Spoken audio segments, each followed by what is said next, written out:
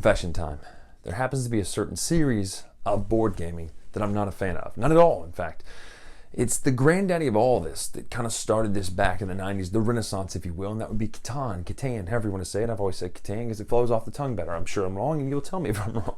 But the point is, it's one of those games where the very first experience I had with this game was negative. Someone wanted to play it, and we all got together and started playing, and then someone quit midway through.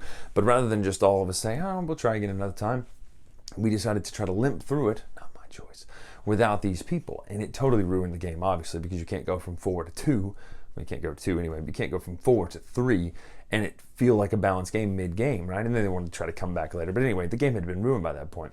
And ever since then, I thought, well, maybe I'll give it another shot. And then nobody rolls wheat. For goodness sakes, can somebody give me some clay here? For everything in the world, I'm just give you some, no. And so I always get frustrated in this game because it seems impossible to get what you want. But all of that being said, there are certain gems in this series that I love. Game of Thrones is a great one. The Settlers of America is my favorite. It's a very good game. Today, though, we're talking about a different entry in the Settlers of Catan Histories games. And this would be the Rise of the Inkas with a K. It's kicking it old school. Let's take a look at what makes this one different, what makes it tick, and if it's something that will get people who aren't a fan of the series into playing the series right now.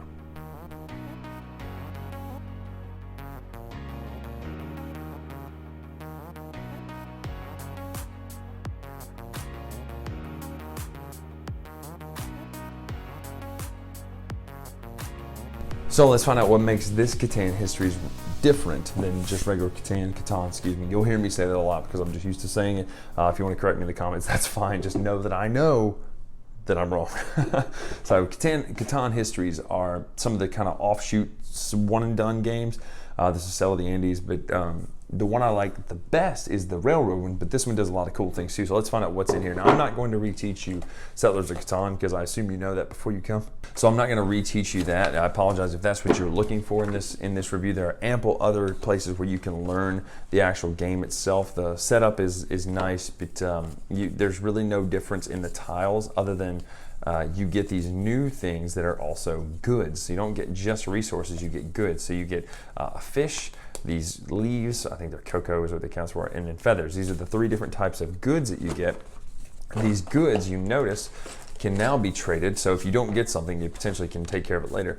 These goods can be traded for any 2 of the same good can be traded for 1 resource card. 1 of each 3 goods can give you 2 resource cards. So it's a way to mitigate bad rolls, which happens quite a lot. Now, this one plays a good bit differently because the longest road will shift because you are playing the rise of 3 different tribes throughout an era of time. So the way this works is once your one tribe gets all the way up to here on 4 points, it goes into decline and you put these little ivy tokens on top of your cities and settlements you put out there. You remove all your roads that you've put out there. The cool thing is the longest road is no longer worth points. It's the person who has the longest trade route in this one gets a 1-to-1 supply trade 1 time on your turn. So that's pretty great. The Mightiest Combat Arts, your old knight card, or the Strongest Army. This is 1 time during your turn. You may remove the robber hex from a hex adjacent to one of your buildings and return it to a jungle frame. If you do, take a resource card from the supply that matches the type produced by the one the robber left. So a lot of cool things with that. Basically, you're going to go into decline twice. And so it's neat because the board feels cramped and crowded. It feels like you're not going to have enough room to do what you need to do. But once you go into decline, all your roads come off and someone else, including you, can build on an old settlement with the vines on it. Now, your old settlements do continue to produce, but you can't upgrade them. You can't do anything else. So you can build over them if you want to make them a current tribe, city center, or what do they call them? They're called, in this one, settlement or cities. So once you've reached the 3rd tier top here, that's what wins. You'll notice this is 1, 2, 3, 4, 5, 6, 7, 8, 9, 10, 11. It's 11 victory points.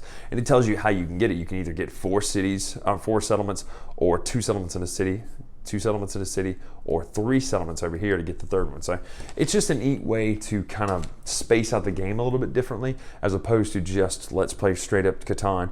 But this adds a couple different elements in that, and it's just enough of a tweak to where it still feels very familiar, unlike some of the other ones. But it still also different enough to where it gives a good bit of spice to the game, a lot of things added. So I really like this one. I like the Histories version of these. Even if it's not my favorite series, I do like how these histories always try to make them thematic, and the idea of going into decline is, to me, is just a cool idea. So let's take a look at anything else we think about it, and then we'll wrap this review up.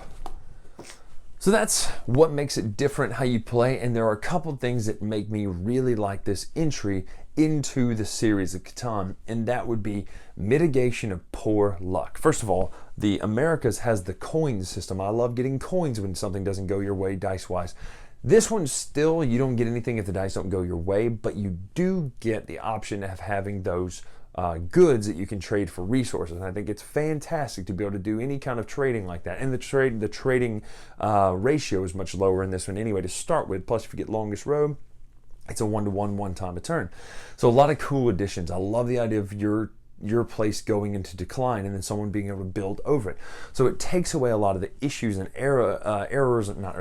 problems people have with the series in general that, well, I'm blocked, I can't do anything, and once I get blocked, I'm done for the whole game. Well, you might be blocked now, but as soon as someone goes into decline, you can take over their old site. And it's really thematic if you think about it. How many of us have seen an Indiana Jones movie where there's an old temple in Peru or something like that with vines growing all over it? So you put your vines out there on your city and your settlement. It's really cool. It looks thematically nice. The board looks pretty on this one. I love the fact that there are, like I said, mitigations of luck. It's a nice looking, it's fun to play. It plays about the same time as normal, so don't think you're getting out of this anytime soon.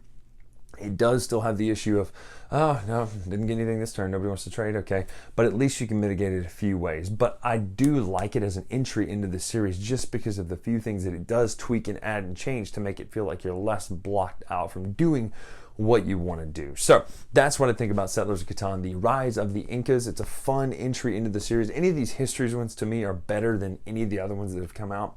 But if you like Catan, definitely you're going to like this one. Obviously, it's a win for you.